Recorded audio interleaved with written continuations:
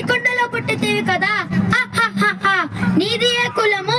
ఇంత ఏళ అస్మత్ పితామహుడు కురుకుల వృద్ధుడైన ఈ శాంతనవుడు శివ సముద్రాల భార్య అగుబంగా గర్భమున జన్మించలేదా? ఈయన